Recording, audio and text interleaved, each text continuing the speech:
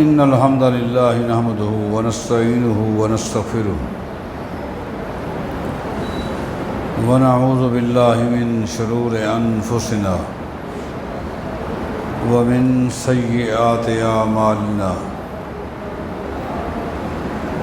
من يهده الله فلا مضل له ومن يضلل فلا هادي له وأشهد أن لا إله إلا الله وحده لا شريك له وأشهد أن محمدًا عبده ورسوله أما بعد فإن خير الحديث كتاب الله وخير الهدي هدي محمد صلى الله عليه وسلم وشر الأمور محدثاتها وكل محدثة بدعة وكل بدعة ضلالة وكل ضلالة في النار أعوذ بالله من الشيطان الرجيم بسم الله الرحمن الرحيم يا أيها الذين آمنوا قوا أنفسكم وأهليكم نارا وقودها الناس والحجارة عليها ملائكة غلاظ شداد لا يعصون الله ما أمرهم ويفعلون ما يؤمرون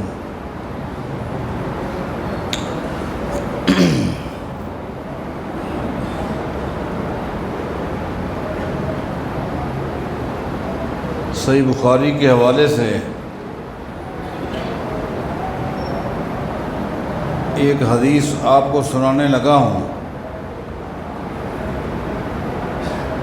اس حدیث کا اصل صحیح بخاری میں ہے اور مزید وضاحت مختلف احادیث کے اندر موجود ہیں۔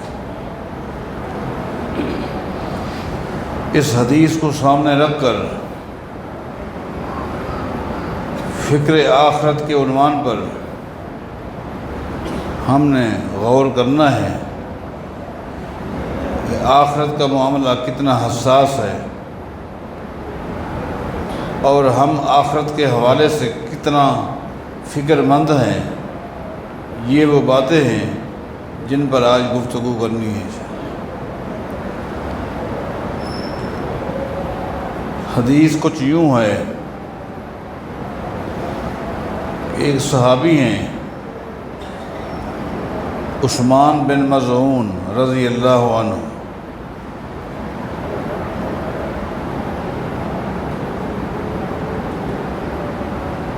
یہ 14ویں شخص ہیں جنہوں نے نبی علیہ الصلوۃ والسلام پر ایمان لا کر اسلام کا شرف حاصل کیا۔ ان کے اسلام لانے سے پہلے 13 مسلمان تھے۔ عثمان بن مظعون رضی اللہ تعالیٰ عنہ مدینہ میں جس وقت ان کا انتقال ہوتا ہے،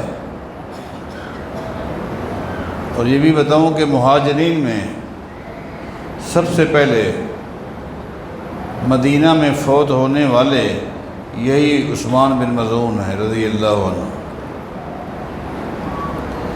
نبی علیہ الصلوۃ والسلام کو اطلاع ملی کہ عثمان بن مظعون فوت ہو گئے ہیں، تو آپ وہاں ان کے گھر تشریف لے گئے۔ حدیث میں آتا ہے کہ نبی علیہ الصلوۃ والسلام نے قبل عثمان بن مظعون وهو میت، نبی علیہ الصلوۃ والسلام نے عثمان کے چہرے پر جا کر بوسہ لیا، ماتھے کا بوسہ لیا۔ وهو یبکی وعیناہ نہرقان، صحابہ کہتے ہیں کہ ہم نے دیکھا نبی علیہ السلام نے جس وقت عثمان بن مظعون کا بوسہ لیا، اس وقت جس طرح موسلادھار بارش برستی ہے اسی طرح آپ کی آنکھوں سے آنسو کے قطرے ٹپک رہے تھے۔ ایک خاتون نے مرثیہ کرتے ہوئے ایک جملہ کہا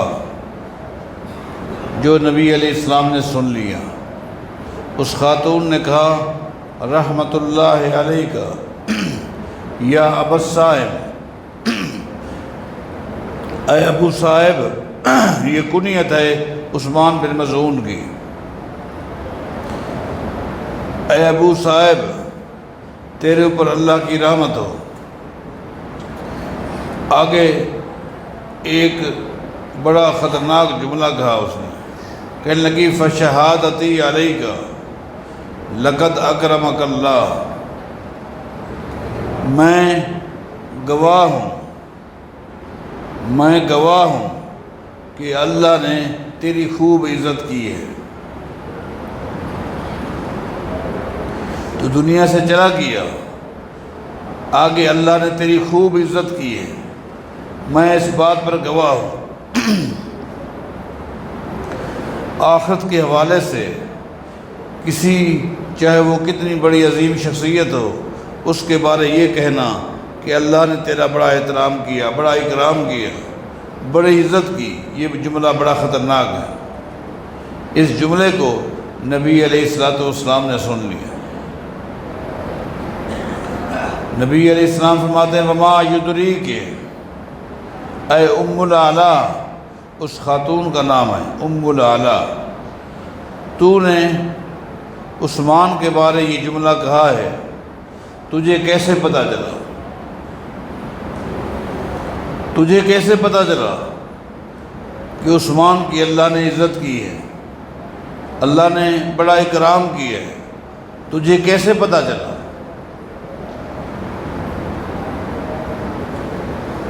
ام العلا بڑی پریشان ہو جاتی ہیں رضی اللہ عنہ، کہتی ہیں بے ابی انت و امی یا رسول اللہ فمن یکرمہ اللہ، اے اللہ کے رسول میرے ماں باپ آپ پر قربان ہوں، اگر اللہ تعالیٰ عثمان بن مظعون کی عزت نہیں کرے گا تو پھر یہ بتائیں وہ کون ہے جس کی اللہ عزت کرے گا؟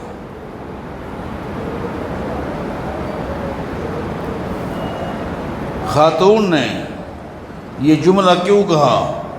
اس لیے کہ اس کے سامنے عثمان بن مظعون کی زندگی تھی، ان کی نیکیاں تھیں، ان کی عبادتیں تھیں، ان کی ریاستیں تھیں۔ آپ کو پتہ ہے عثمان بن مظعون کون تھے؟ کان اشد من الناس، کان اشد الناس اجتہاداً فی العبادت یصوم النہار ویقوم اللیل۔ یہ الفاظ صحیح بخاری کے نہیں ہیں، میں نے کہا کہ مزید کتب کا حوالہ دے کر یہ پوری روایت آپ کے سامنے پیش کرنے لگا ہوں۔ نبی علیہ السلام کے صحابہ میں جب زہد اور تقوی کے حوالے سے گفتگو ہوگی اور یہ سوال ہوگا کہ صحابہ کرام سارے زاہد تھے، سارے متقی تھے، لیکن صحابہ کرام میں زہد اور تقوی کے لحاظ سے پہلی پوزیشن کس کی ہے؟ آگے جواب دیا جائے گا عثمان بن مظعون کی۔ نبی علیہ السلام کے صحابہ کثرت کے ساتھ نفلی روزے رکھتے تھے۔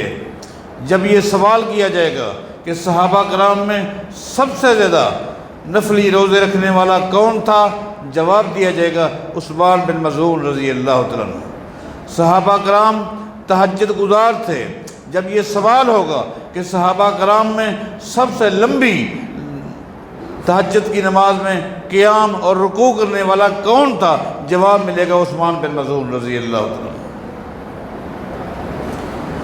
جب یہ سوال کیا جائے گا، تمام صحابہ پرہیزگار تھے، متقی تھے، گناہوں سے دور رہتے تھے، لیکن یہ بتاؤ صحابہ کرام میں وہ صحابی کون تھا جو فرشتہ صفت انسان تھا، ایسا لگتا تھا کہ گناہوں کا اس کے اندر تصور ہی نہیں ہے، گناہوں کا وجود ہی اس کے جسم میں نہیں ہے، گویا کہ گناہوں والے جراثیم بھی اس انسان کے وجود میں ہیں ہی نہیں، اس کو پتہ ہی نہیں کہ گناہ کہتے کس کو ہیں۔ وہ کون تھا؟ جواب ملے گا عثمان بن مظعون رضی اللہ عنہ۔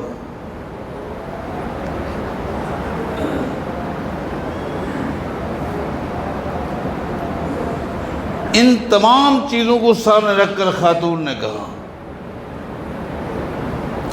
فَمَن يُكْرِمُهُ اللَّهُ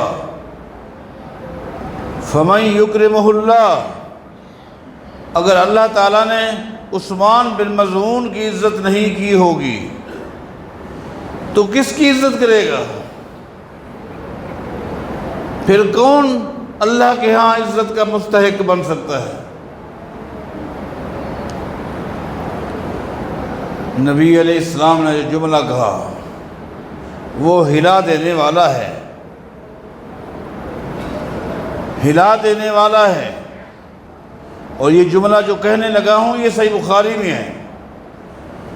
فرماتے ام العلا سن،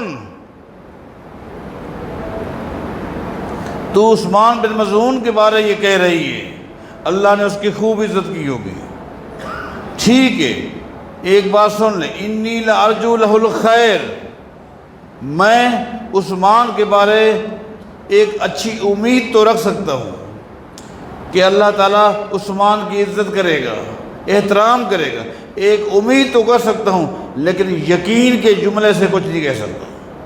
کیوں؟ آخرت کا معاملہ ام العلا، یہ جس کو تم نے عام معمولی سمجھ لیا ہے، واللہ لا ادری وانا رسول اللہ ما یفعل بی، ام العلا تجھے پتہ ہے میں رسول اللہ ہوں، لیکن مجھے بھی پتہ نہیں کہ مرنے کے بعد میرے ساتھ کیا سلوک ہوگا۔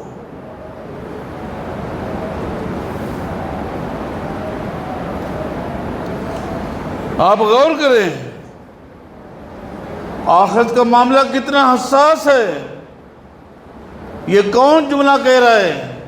کائنات کے امام محمد الرسول اللہ صلی اللہ علیہ وسلم، جبکہ اللہ تعالیٰ کا فیصلہ آ چکا ہے، نبی علیہ السلام کے فرامین کے ذریعے اللہ تعالیٰ نے اپنے قانون کو، اپنے حکم کو، اپنے فیصلے کو واضح کر دیا، انا سید ولد آدم، بات کلیئر ہو چکی کہ آدم کی پوری اولاد کے سردار محمد الرسول اللہ ہے، یہ بات واضح ہو چکی، آدم ومن وراہ تحت لوائی یوم القیامہ، قیامت کے دن لواء الحمد ہوگا، آدم سے لے کر عیسیٰ علیہ السلام تک ہر نبی کوشش کرے گا لواء الحمد کے نیچے آ جائے، لواء الحمد کے نیچے آ جائے، اس لیے کہ جو بھی لواء الحمد کے نیچے آ گیا وہ اللہ کے غضب سے بچ گیا، اللہ کے غصے سے بچ گیا، اللہ کی ناراضگی سے بچ گیا، جو اس لواء الحمد کے نیچے آ گیا وہ جہنم سے بچ گیا، جہنم کو دیکھ بھی نہیں سکے گا۔ آدم سے لے کر عیسیٰ تک ہر نبی کی چاہت ہوگی اس جھنڈے تلے آ جائے، لیکن وہ جھنڈا کس کے ہاتھ میں ہوگا؟ محمد الرسول اللہ کے ہاتھ میں۔ یہ بات واضح ہو چکی، انا اول من یفتح الباب، قیامت کے دن جنت کے دروازے بند ہوں گے، سب سے پہلے یہ بات واضح ہو چکی کہ سب سے پہلے جنت کے دروازے پر پہنچنے والے محمد الرسول اللہ ہوں گے، دروازے کو بند پائیں گے، صحیح مسلم کی حدیث ہے، آپ دروازہ کھٹکھٹائیں گے، اندر سے آواز آئے گی من انت، کون؟ من انت، کون ہے؟ فاقول انا محمد،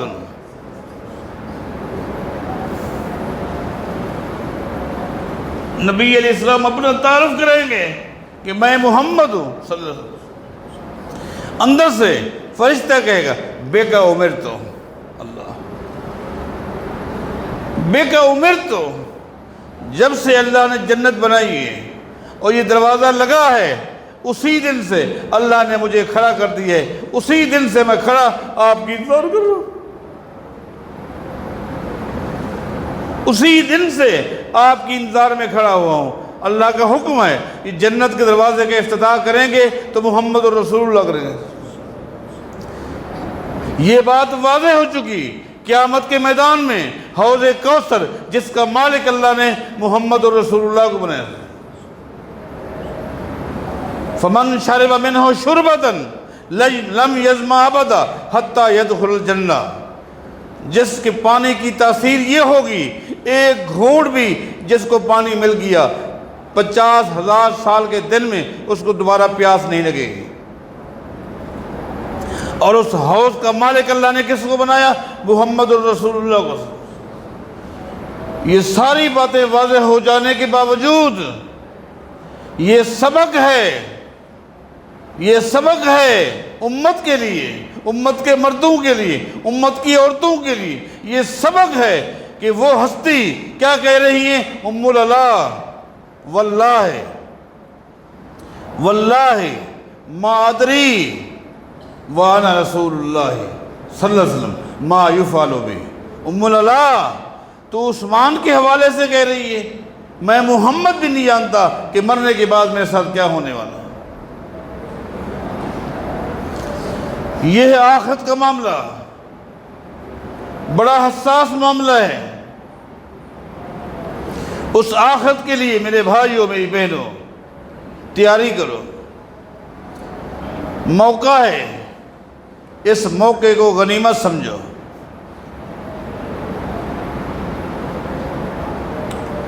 آج اللہ نے موقع دیے ہے، روزوں کی شکل میں، تہجد کی شکل میں، صدقہ خیرات کی شکل میں، ذکر اذکار کی شکل میں۔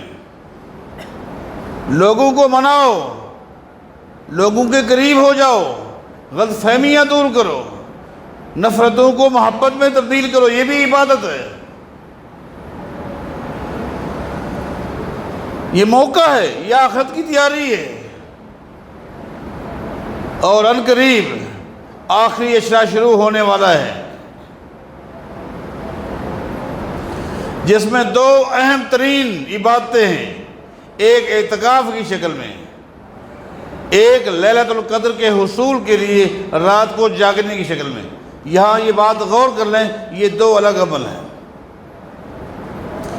جس کو اللہ نے موقع دیا ہے، فرصت ہے، وہ 10 دنوں کا اعتکاف کرے۔ اعتکاف ایک عمل ہے، ایک عبادت ہے،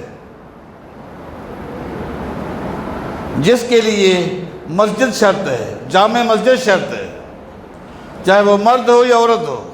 اور ایک ہے لیلۃ القدر کو حاصل کرنے کے لیے رات کو جاگنا۔ اس کے لیے نہ مسجد شرط ہے، نہ کچھ خاص جگہ ہے۔ آپ گھر میں ہیں، آپ پہاڑ کی چوٹی پر ہیں، آخری 10 راتیں ہیں، راتیں جاگ کے گزارو، اس یقین اور امید کے ساتھ کہ انہی راتوں میں سے ایک لیلۃ القدر بھی ہے، میں جاگوں گا، وہ رات مجھے مل جائے گی۔ اگر آپ دن کو مصروف ہیں، کام کرتے ہیں، مزدور ہیں، ملازم ہیں، دفتر ہے، کارخانہ ہے، کام کریں، لیکن مغرب سے لے کر صبح تک پوری رات جاگ کے گزاریں، قرآن کریم کی تلاوت کریں، دعائیں مانگیں، ذکر اذکار کریں، آپ کو وہ رات انشاءاللہ مل جائے گی۔ لیلۃ القدر خیر من الف شہر۔ رات تو ایک ہے، لیکن اس ایک رات کی عبادت 83 سال کی عبادت سے بہتر ہے، برابر نہیں بلکہ بہتر ہے، افضل ہے۔ اور 83 سال اس امت کی عمر بھی نہیں ہے۔ بہت کم لوگ ہوتے ہیں جو اس عدد کو، اس ہندسے کو پہنچتے ہیں، لیکن وہ بھی ارذل العمر میں ہوتے ہیں۔ اس وقت بیچارے وہ خود گھر والوں پر ایک لوڈ ہوتے ہیں، ایک بوجھ ہوتے ہیں، الا ماشاءاللہ۔ مانا پوری زندگی کی عبادت ایک طرف، پوری زندگی کی نمازیں، روزے، تہجدیں ایک طرف، اس ایک رات کی عبادت اس سے بہتر ہے۔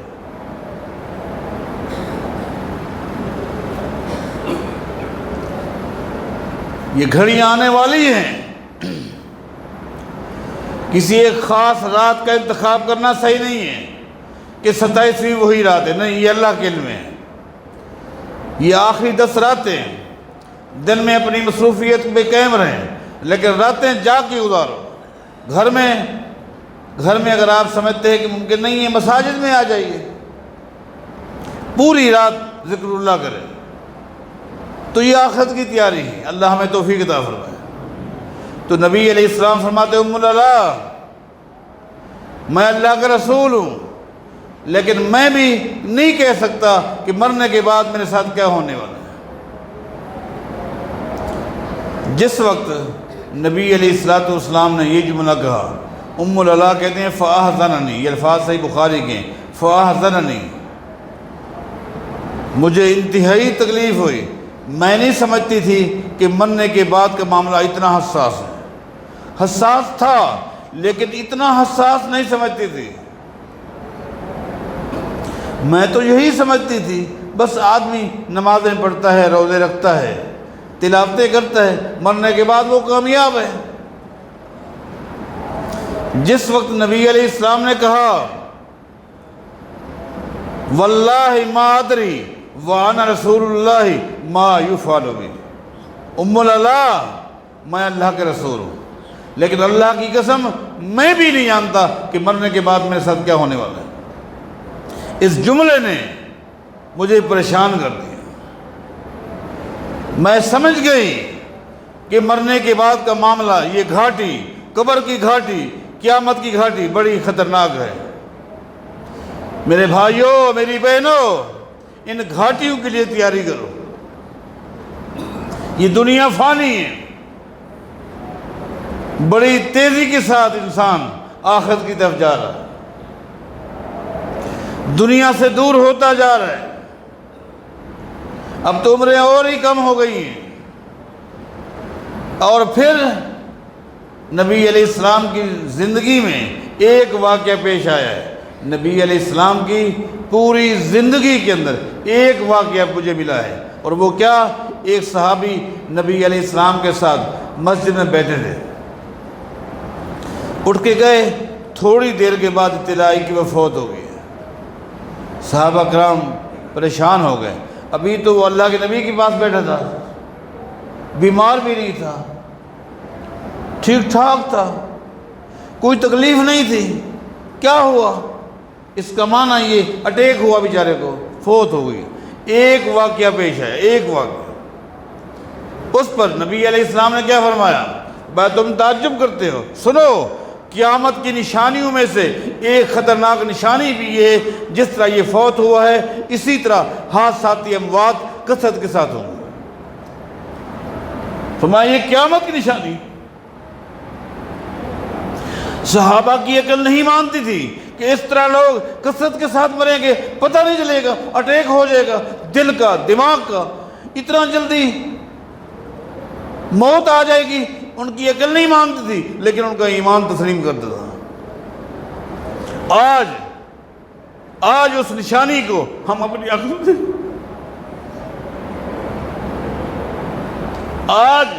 اس نشانی کو ہم اپنی آنکھوں سے دیکھ رہے ہیں، کس قدر، کتنا تیزی کے ساتھ اموات کا سلسلہ ہے، کیسی کیسی بیماریاں، آفات منزل ہو چکی ہیں، نازل ہو چکی ہیں، اور انسانیت ان بیماریوں کی زد میں آن کی آن میں دنیا سے چلا جاتا ہے۔ اے اللہ تو ہمیں معاف فرما، اے اللہ ان آفات سے، اے اللہ ان بیماریوں سے، اے اللہ تمام تکلیف دہ چیزوں سے، اے اللہ ہماری حفاظت فرما دے۔ یہ قرب قیامت ہے، اس لیے جتنا ہو سکے آخرت کی تیاری کرو، جتنا ہو سکے آخرت کی تیاری کرو۔ فَأَحْزَنَنِي، ام العلا کہتی ہیں میں بہت تکلیف میں آ گئی۔ میں نے کہا کہ یہ معاملہ کتنا حساس ہے، نبی علیہ السلام یہ فرما رہے ہیں، حالانکہ یہ شخص جو فوت ہوا کیسا عظیم انسان تھا، جنازہ بقیع غرقد میں دفنا دیا گیا۔ دفنانے کے بعد نبی علیہ السلام نے ایک صحابی سے کہا، وہ سامنے پتھر پڑا ہے، اس پتھر کو لے آؤ۔ فَأَمَرَ بِحَجَرٍ فَوُضِعَ عِنْدَ رَأْسِهِ، وہ صحابی گیا اس پتھر کو اٹھانے کے لیے۔ ایک حدیث میں آتا ہے اس صحابی سے وہ پتھر اٹھانا گیا، پھر نبی علیہ السلام خود گئے، آپ نے وہ پتھر اٹھایا اور آپ نے آ کر عثمان بن مظعون کی قبر کے ساتھ رکھ دیا۔ فرمایا کہ اتعلمہ بہا، یہ پتھر میں نے اپنے بھائی کی قبر کے پاس اس لیے رکھا ہے تاکہ مجھے میرے بھائی کی قبر یاد رہے۔ نشانی ہے جس سے محدثین نے یہ معنی لیا ہے، اس طرح کی نشانی کے لیے پتھر آپ رکھ سکتے ہیں، لیکن کتبہ نبی علیہ السلام نے واضح فرمایا کتبہ لگانا انتہائی غلط ہے اور ناجائز ہے اور بلکہ حرام ہے۔ کتبے لگانا، عمارتیں بنانا، تحریرات کرنا یہ ناجائز ہے۔ اتنا گنجائش ہے کہ آپ نشانی کے طور پر پتھر وغیرہ رکھ سکتے ہیں۔ آگے نبی علیہ السلام نے کیا فرمایا تھا؟ فرمایا میں نے اپنے بھائی عثمان بن مظعون کی قبر کے پاس پتھر اس لیے رکھا ہے، میں جب تک زندہ رہوں گا میرے خاندان کا جو بندہ فوت ہوگا اس کو میں عثمان بن مظعون کی قبر کے ساتھ مدفون کروں گا۔ یہ بھی اس کی شان ہے۔ اور ایسا ہوا، نبی علیہ السلام کا بیٹا ابراہیم فوت ہوا جو کہ 18 مہینے کا تھا۔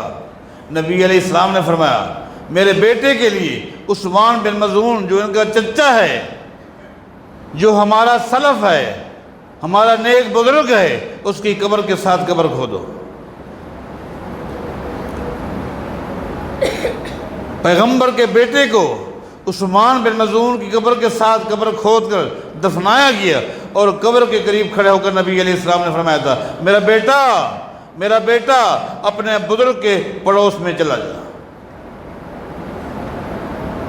السلف الصالح کے الفاظ استعمال کر رہے ہیں جس ہستی کے لیے، کون؟ محمد رسول اللہ صلی اللہ علیہ وسلم۔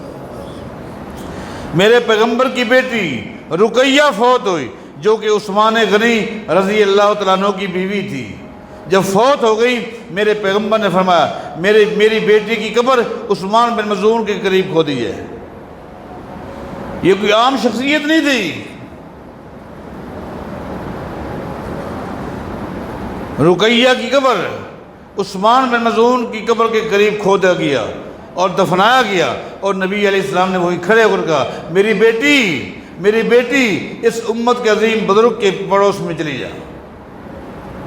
انہی چیزوں کو دیکھ کر عبد الرحمن بن عوف رضی اللہ تعالیٰ عنہ جیسی شخصیت نے کھڑے ہو کر کہا تھا اوصا ان حالکا بالمدینۃ ان یدفن ما عثمان، لوگو میری وصیت سن لو، اگر میرا انتقال مدینے میں ہو میری قبر عثمان بن مظعون کے قریب کھودی ہے۔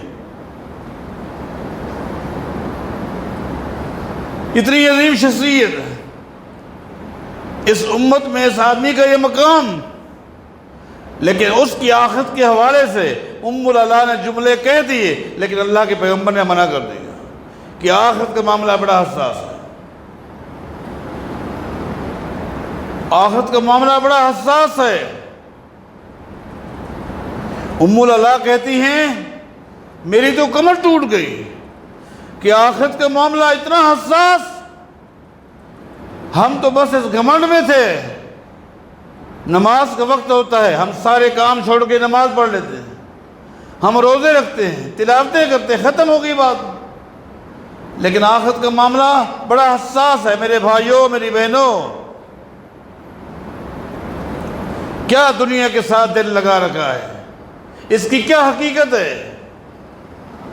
جبریل آئے تھے پیغمبر کے پاس، اللہ کا پیغام لے کر آیا ہوں۔ کیا پیغام ہے؟ اللہ فرماتا ہے احبب من شئت فإنک فارقہ، اے میرے پیغمبر سن لیں، دنیا میں جس سے چاہو محبت کر لو، جس سے بھی چاہو محبت کر لو، خاندان سے محبت، امت سے محبت، وطن سے محبت، جائیداد سے محبت، کاروبار سے محبت، جس سے چاہو بھی محبت کر لو، لیکن سن لو فَإِنَّكَ مُفَارِقُهُ، ایک بات سن لو کہ جدائی کا وقت آنے والا ہے۔ یہ بات آج ہم بھی نوٹ کر لیں میرے بھائیوں، میری بہنوں، جس سے چاہو محبت کر لو، یہ فطری محبت ہے۔ وطن سے محبت، گھر سے محبت، گھر والوں سے محبت، خاندان سے محبت، اولاد سے محبت، ماں باپ سے محبت کر لو، لیکن سن لو جدائی کا وقت آنے والا ہے۔ اس نقطے کو ذہن نشین کر لیجیے، یہ معاملہ بڑا حساس ہے۔ ام العلا کہتی ہیں اس دن کے بعد مجھے کچھ سمجھ نہیں آتا تھا، میں سوئی اور میں نے رات کو خواب دیکھا۔ یہ الفاظ صحیح بخاری کے ہیں، میں نے خواب دیکھا، رأیت لعثمان عینا تجری، میں نے خواب دیکھا۔ یہ خواب کس نے دیکھا؟ ام العلا نے رضی اللہ عنہ۔ خواب میں کیا دیکھا؟ ایک صاف ستھرے پانی کا تالاب ہے، چشمہ ہے جو بہہ رہا ہے، اور بتایا گیا یہ چشمہ عثمان بن مظعون کا ہے۔ میری آنکھ کھل گئی، میں سیدھی اللہ کے نبی کے پاس گئی صلی اللہ علیہ وسلم۔ میں نے کہا کہ میں نے خواب دیکھا ہے، خواب میں نے ایک چشمہ دیکھا ہے، اور معلوم یہی ہوا ہے یہ چشمہ عثمان بن مظعون کا ہے۔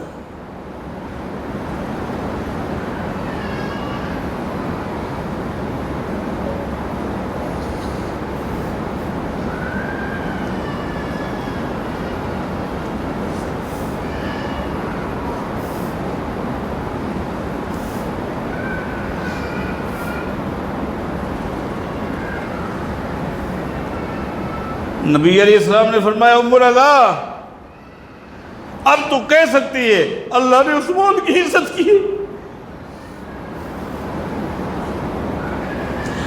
اب تو کہہ سکتی ہے کہ اللہ نے عثمان کی عزت کی ہے۔ یہ چشمہ جو تو نے دیکھا ہے یہ عثمان کے وہ اعمال ہیں جن کا سلسلہ جاری ہے۔ ذاک عملہ یجری، یہ عثمان کے عمل ہیں جن اعمال کا سلسلہ جاری ہے۔ جاری کا معنی یہ ہوتا ہے قیامت تک عثمان بن مظعون کے نیکیوں والا رجسٹر کھلا ہے، اور فرشتے قیامت تک ثواب لکھتے رہیں گے۔ میرے بھائیوں، میری بہنوں، آؤ ایسے کام کروں، ایسے کام کریں کہ ہم دنیا سے چلے جائیں، ہمارے جانے کے بعد ہمارے نیکیوں والا رجسٹر کھلا رہے، اور فرشتے نیکیاں لکھتے رہے۔ وہ کام کریں، وہ کام نہ کریں، سنو، وہ کام نہ کریں کہ ہم مر جائیں اور ہمارے مرنے کے بعد ہمارے گناہوں والا رجسٹر کھلا رہے اور فرشتے گناہ لکھتے رہے۔